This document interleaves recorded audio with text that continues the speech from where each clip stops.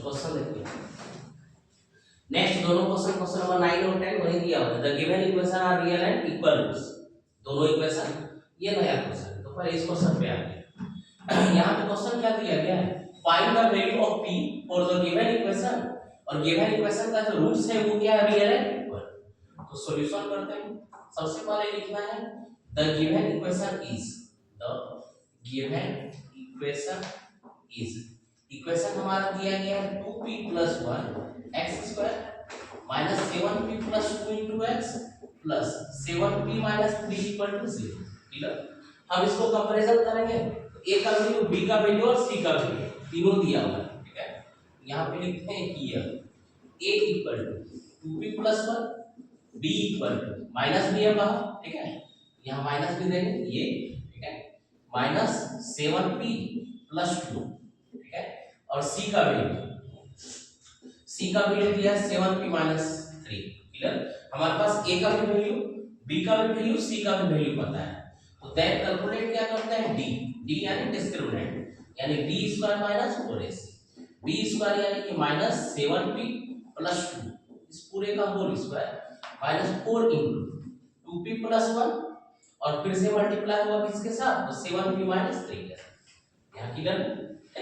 अब यहाँ पे इसको मल्टीप्लाई करते हैं, माइनस का स्क्वायर तो पॉजिटिव हो गया, फिर बचा हमारे पास 7p + 2, तो 7p + 2 यानी 7p का स्क्वायर प्लस 2 का स्क्वायर और प्लस 2ab, क्योंकि माइनस का स्क्वायर तो पॉजिटिव कर चुके हैं, 2 * 7p * 2। यहाँ तक क्लियर, ये पूरा एक साथ, ठीक है। फिर माइनस किसके लिए, इसके लिए 4 बाहर रख दिए एज इट इज, ठीक है। यहाँ ये बाइनोमियल, ये बाइनोमियल, बाइनोमियल का मल्टीप्लिकेशन किसके साथ है, बाइनोमियल के साथ, ठीक है। साइन भी नेगेटिव दिया है, एक स्टेप बढ़ाएंगे हम। पहले क्या करते हैं, इससे 2p का मल्टीप्लिकेशन करते हैं 7p - 3 के साथ, फिर इस +1 का मल्टीप्लिकेशन करते हैं 1 सेकंड 7p - 3 के साथ। क्लियर है। अगले स्टेप में ये पूरा सॉल्व कर सकते हैं, 7p² यानी 7 * 7 = 49, p² प्लस 2 का स्क्वायर कितना 4, 7 * 2 = 14, 2 = 28, 7 * 2 = 14, 2 = 28, यानी 28p माइनस करें।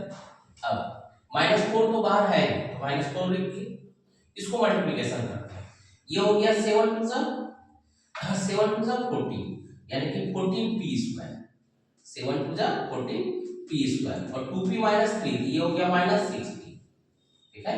ये मल्टीप्लिकेशन हो गया, इस साइड 1 ही है बाहर, तो इन साइड क्या हो जाएगा +7p - 3, ये हो गया मल्टीप्लिकेशन। इसको ये तो एज इट इज रह गया, ये रहा 49p² + 4 + 28p। क्लियर है।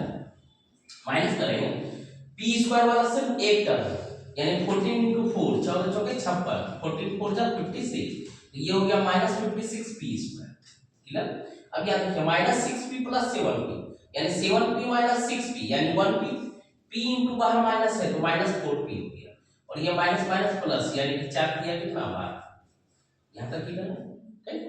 फिर आगे 49p² - 56p², यानी 56 माइनस क्या कर रहा है 49, 56 - 49, 1 के लिए 16 में 9 गया, कितना बचा 7, ठीक है।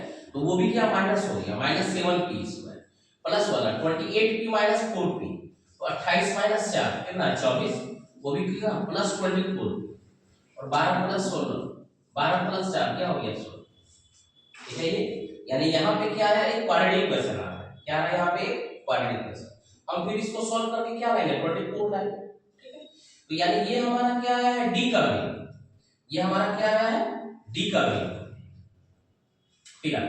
तो यानी कि हम एक स्टेटमेंट में क्या लिख देते हैं, for real and equal roots, for real and equal roots we have, हमारे पास एक कंडीशन इतना इक्वल टू 0, इतना इक्वल टू 0 में, यानी कि -7p² + 24p + 16 = 0, हम सबको उस साइड लेके जा सकते हैं, उस साइड लेके जाएंगे तो ये हो गया 7p² - 24p, ठीक है, और -16 इक्वल टू क्या हो गया 0।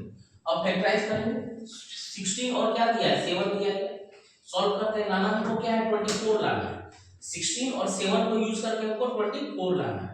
तो इसको अगर फैक्टराइज करते हैं 16 को, ये होगा हमारा 2 × 4 × 8 × 16 और एक बचा 7, ठीक है।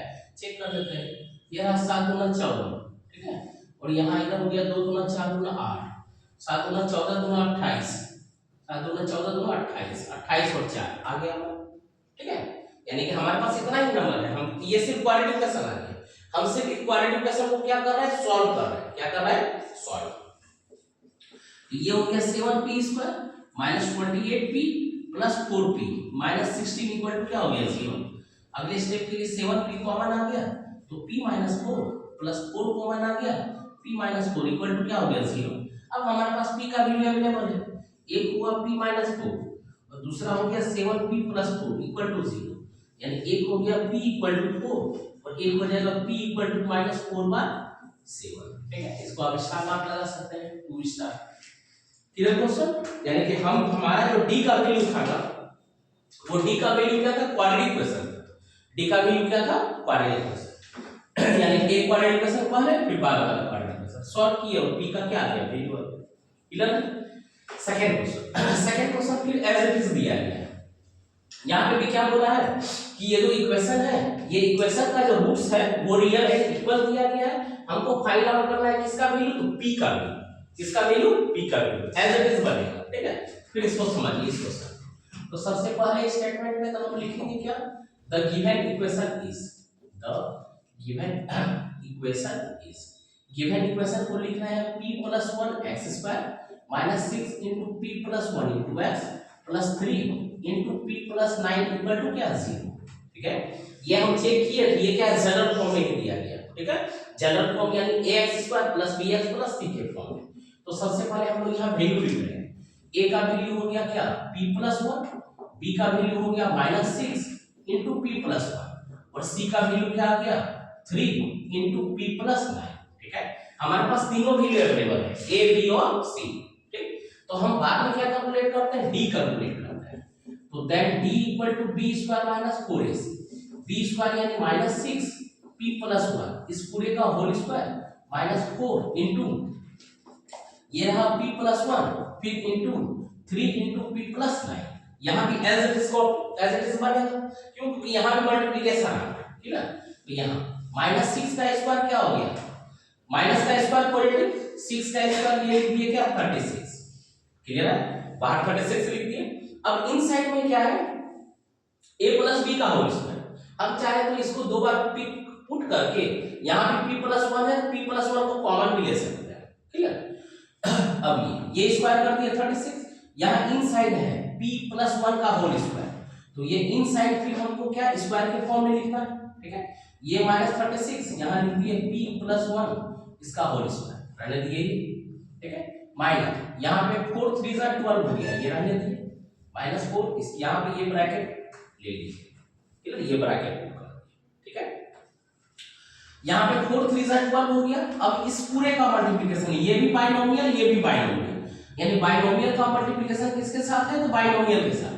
तो 4 3 12 तो हो गया, उसके बाद ये ब्रैकेट p के साथ मल्टीप्लाई कर रहे हैं p + 9 को, और एक बार 1 का मल्टीप्लिकेशन हो जाएगा किसके साथ, p + 9 के साथ।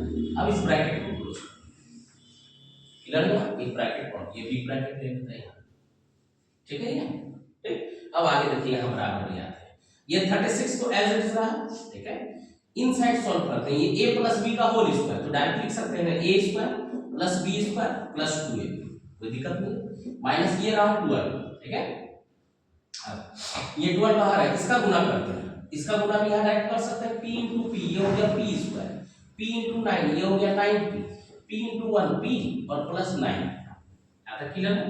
अब यहाँ ब्रेक कर रहे हैं, 36 * p² 36p² प्लस क्या हो गया 36, 36 × 72 यानी 72p। ठीक है, माइनस को ब्रेक कर सकते हैं, -12 * p² यानी 12p²। यहाँ देखिए 9p + p 10p * बाहर -12 है, तो माइनस कितना 120p, फिर 1 टोटल से 108, वो भी कितना -100 है। ठीक है, ये क्या आ रहा है, क्वाड्रेटिक क्वेश्चन आ रहा है। ठीक, अब इसको सॉल्व कर रहे हैं, 36 - 12 हो गया 24p², p वाला टर्म एक ये है एक ये है, यानी 120 में 72 को माइनस कर रहा है, साइन क्या देंगे माइनस, 10 - 2 हो गया 8, यहाँ क्या बच गया 11, 11 - 7 क्या हो गया 4 यानी 48p। क्लियर, और 108 में माइनस किसको करना है 36 को, 36 × 72 किया 108, 36 2 जा 72 36 3 जा 108 यानी 36 को माइनस करेंगे तो बचेगा कितना -70। यहाँ तक क्लियर है। ये हमारा क्या है क्वाड्रेटिक इक्वेशन, ठीक है। इसको हम बाद में 24 कॉमन ले लेंगे, हमारा सिंपल आ जाएगा, ठीक है। तो अब यहाँ ये इक्वेशन है। अब हमारे पास कंडीशन क्या है, for real and equal roots, for real and equal roots, for real and equal roots के लिए भी है हमारे पास कंडीशन है d = 0 और d का वैल्यू आया है 24p² माइनस 48p माइनस 72 = 0। अब यहाँ से आप 24 कॉमन ले लीजिए, ये बचा p², 24 × 48 24 दिया 72 इक्वल टू कितना 0, यानी क्वाड्रेटिक इक्वेशन क्या आ गया p² माइनस 2p माइनस 3 = 0। ये सिंपल हो गया। 24 को उधर 0 के जाके क्या करते हैं डिवाइड करते हैं, क्लियर है यहाँ तक। अब इसको सॉल्व करेंगे, ये तो ऑलरेडी क्या है क्वाड्रेटिक इक्वेशन, इस क्वाड्रेटिक इक्वेशन को सॉल्व करते हैं। ये रहा p² minus 3p plus p minus 3 = 0, यानी p कॉमन लिए तो p माइनस 3 प्लस 1 कॉमन लिए p माइनस 3, ठीक है। तो हमारा अगला स्टेप क्या हो गया, ये रहा p माइनस 3 और एक हो गया p प्लस 1 = 0। तो एक बार p माइनस 3 = 0 और एक बार p प्लस 1 = 0, यानी p का वैल्यू आ गया 3 और यहाँ पे p का वैल्यू क्या आ गया -1। ये भी क्या है 2 स्टार मार्क क्वेश्चन है, ठीक है। यानी एक क्वाड्रेटिक इक्वेशन बना लेगा, फिर बाद में दूसरा क्वाड्रेटिक इक्वेशन, हम दोनों क्वाड्रेटिक इक्वेशन को क्या किए सॉल्व किए, क्लियर है।